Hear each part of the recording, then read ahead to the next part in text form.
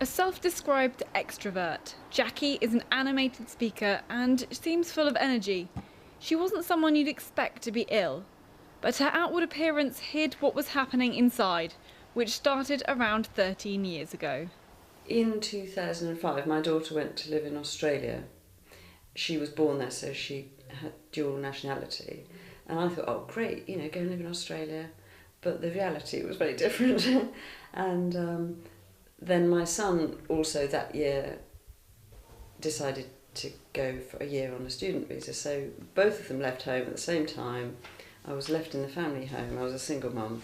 It was like, and I didn't know what was happening to me, but I came down with depression and anxiety, and I really didn't know what was happening. I'd never known anyone with depression before.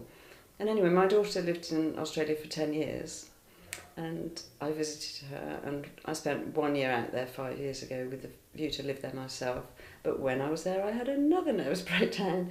So in all, I've actually had 4 and recovered. But I didn't recover properly in those sort of like little interim bits.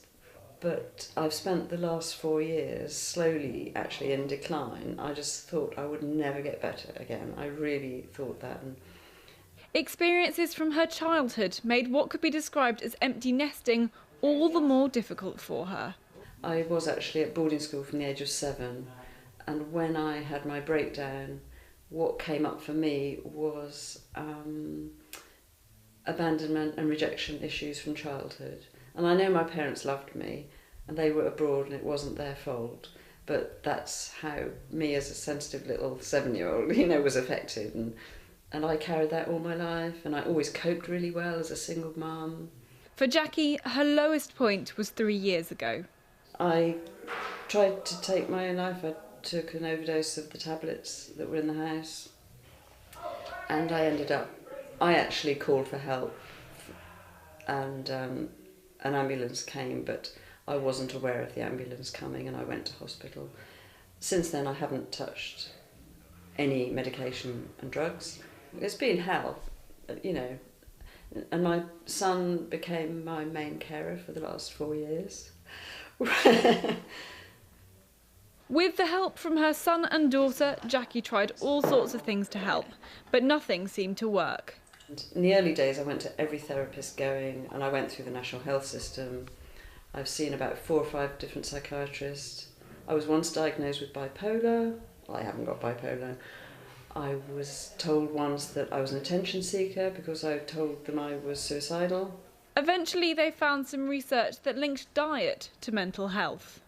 So I gave up wheat and dairy about 6 months ago, along with sugar. Anyway, slowly, since the new year, my anxiety has faded away. I study a spiritual course, and I try and walk every day. Jacquie also goes to a variety of classes and groups run by Oakleaf, a mental health charity in Guildford. Now she's on the road to recovery, she's discovered mental health problems are more widespread than she thought. Since I've been opening up about it, which I encourage everybody to do, more and more people have said, like a very close friend of mine said, I've had it all my life. And I was like, what, really? People just don't talk about it.